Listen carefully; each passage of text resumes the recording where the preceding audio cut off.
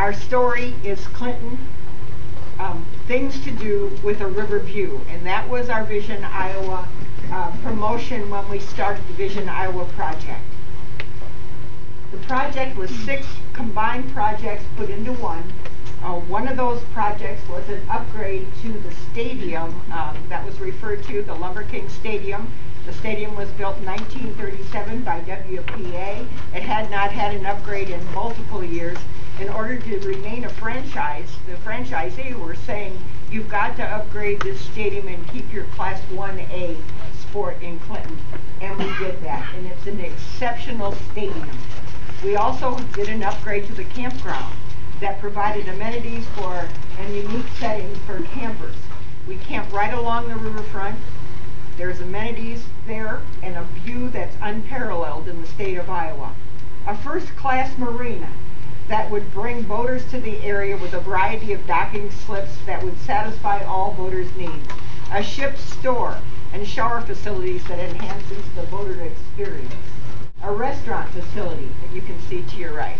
I can't tell you the change that has happened and transformed our riverfront from having a place to go to sit, enjoy a good meal, a glass of wine, and sit and enjoy the river on a calm summer day. An upgrade to the municipal pool, a splash pad, and a deep diving pool for the enjoyment of all ages. Upgrades to the lighting and sound system of the Clinton Area Showboat Theater, the home to Summer Stock Theater seating 246 people and boasting professional theater. The Vision Iowa Award for the state of Iowa was $33.2 million. That award leveraged $22 million in quality of life projects for the city of Clinton. Clinton became one of the original 3 Iowa Great Places. We were awarded $1 million. That $1 million leveraged $6 million in quality of life developments. The title for that was Even More Things to Do. This project combined a picnic shelter along the bike path, restroom facilities. This is called the Discovery Trail. It will be resurfaced this year with the help of volunteers. Julie Bracet talked about earning the dollars that matched that to get that moving along for us. A disc golf course at Eagle Point Park for professional tournaments and for fun. Safety equipment at Eagle Point Park in the north and south loops for the kids of all ages. A skate park engaging the youth of the community. The Sawmill Heritage Museum celebrating our past and preserving our rich experience. Welcome signs that you see here on both the entrances to the city of Clinton, celebrating Clinton on the Mississippi. These 2 projects have engaged volunteers who work together to enhance the quality of life for themselves and for future generations. They created a strong foundation that continued to enhance our city so that we have a healthy, vital community to continue to grow, rich, and a social network and vital economic opportunities. About 2 years ago, Lori Freundberg, YW, came over and said, Brian, I think Clinton should have a race of sorts, triathlon, half marathon, some kind of aerobic event that the community can participate in. And I thought, wow, that's a great idea. We don't have one. So I thought, I'm on board, 100%. Then the question was, well, how do we do it? Nobody knew. We've never really had something like this in the town. So we kind of assembled a race committee of triathletes and runners of all distances. And it took us about 12 to 14 months to figure out what's necessary to put a half marathon together. And in discussing the half marathon part, we thought, well, we just can't have a half marathon. That's going to limit the participation to a few. And we thought, well, let's add a 10K, and well, let's add a 5K, and let's make the 5K a walk and a run. That way we can get everybody. So last year in September, we had our inaugural half marathon 10K and 5K race. That is the Clinton Herald publication of the results of our race. Actually, it was a bigger hit than I think any of us really thought it was going to be. So what we did was we figured out the how part. We were able to orchestrate the race. We got all the volunteers, all the committee people, the police department all came together, and it turned out to be a big hit. But here's the thing. The how part was really not, it just took time to figure out how to do it, but it's the why part that's really important. Those pictures right there that'll be coming down your way are retinal photographs of eye disease of a cardiovascular origin. The big ones are diabetes, macular degeneration, and various vascular occlusions. There's not a day go by in my practice that someone doesn't come in and say, hey, my mom's got macular degeneration, what can I do? I think I'm getting macular degeneration, or I'm afraid I'm getting it. What can we do about it? It's a bad disease because there's nothing you can do about it once you get it. The only thing anybody can really do about that particular disease, which is the #1 cause of vision loss in the country, is take care of your body. It's a cardiovascular situation. Eat right, take a vitamin, and exercise. So when I tell these people, get a treadmill, they look at me like, what? I don't want to do that. Can I take a pill? So the idea is, and in my waiting room, by the way, that framed article is hanging so people can read it. And then I explained to them gently, it's okay, start with the 5K. Walk, it's a walk.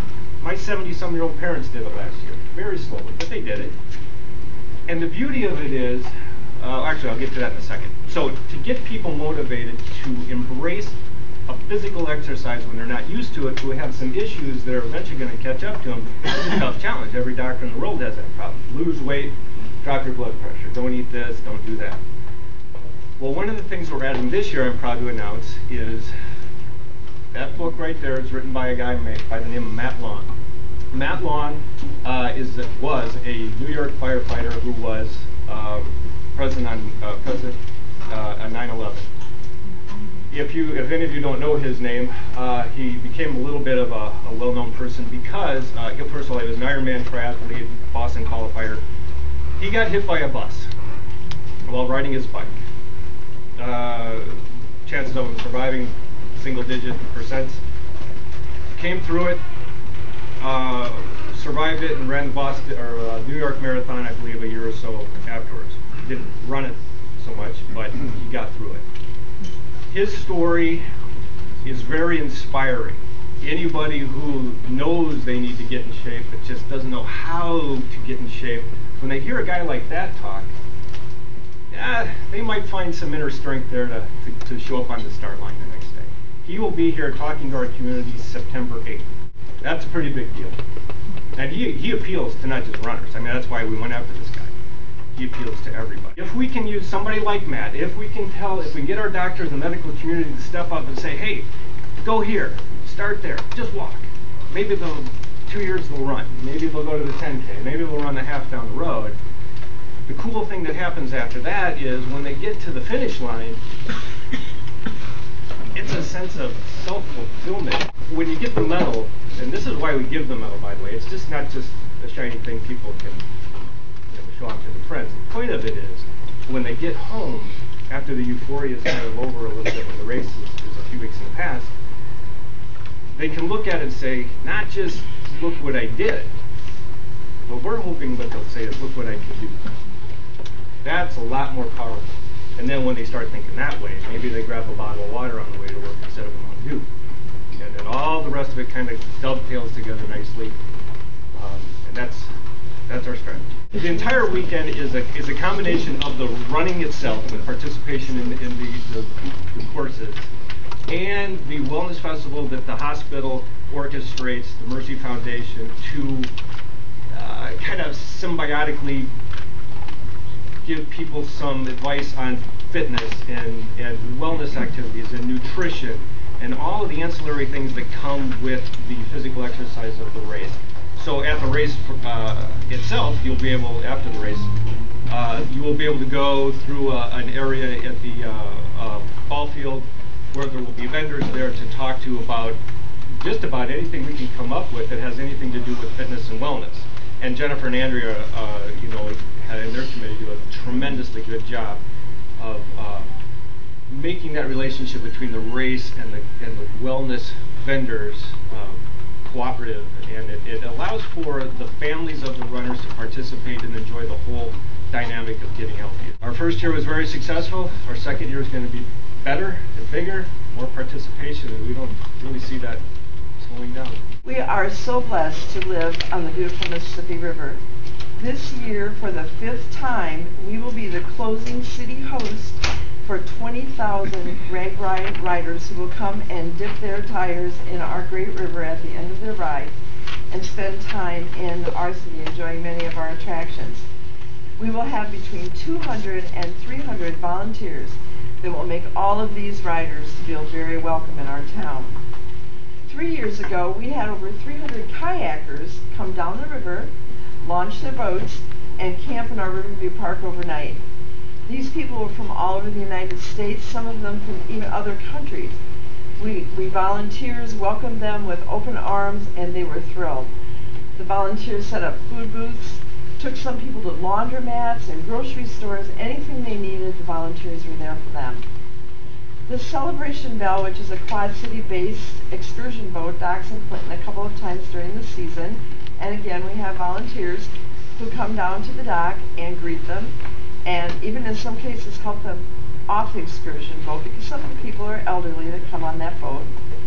Also, a few years ago, the American Queen had an emergency docking here in Clinton, and within less than 2 hours, we had volunteers who came and took these people shopping, took them to attractions around town, and just took care of any needs that they may have had. About 4 years ago, the Convention Visitors Bureau's Special Events Committee came up with an idea to have a free community concert to be held the second Friday of every month from June through September from 6 until 9 o'clock, and they call it Finally Friday at the River. All the monies for the bands are raised by donations at the gate. People are just more than happy to do this because it's a place for them to come and relax on one Friday night a month. It's just kind of a fun thing to see the adults dancing to the music, having a good time visiting with their friends. But the fun part is the kids are in the background in the grassy area. People bring their dogs, they play frisbee, they play games. It's just a great, great family night. Perhaps there might be a swim meet at our municipal pool. Spectators enjoying a baseball game with our Lumber Kings, the Seattle Mariners minor league team. Playgoers on the Showboat Theater enjoying one of the many plays put on by our summer stock actors. And last but not least, the boaters coming into our Riverside restaurant after an enjoyable day on the river. And in some cases, all these things are going on at the same time, which is just wonderful. So Clinton definitely lives the theme, things to do with the Riverview. I just want to give you a brief overview of all the community support that we've had. So let's take a look and see who's ready. We have had over 40 businesses and employers sign commitment letters that we submitted with our application, and thousands of citizens have pledged their support for the project. Clinton residents and community supporters have been on board with the Blue Zones project from the beginning. Our community took great pride participating in the Start Somewhere walk, and our enthusiasm has only increased. As you can see from the businesses and employers flashing on the screen, we have been a united front here in Clinton. Making our city a healthier, happier place to live is a goal we would all like to reach. As you can tell from the number of supporters, Clinton is ready to become a Blue Zones community. We are excited for this opportunity and honored to be a finalist.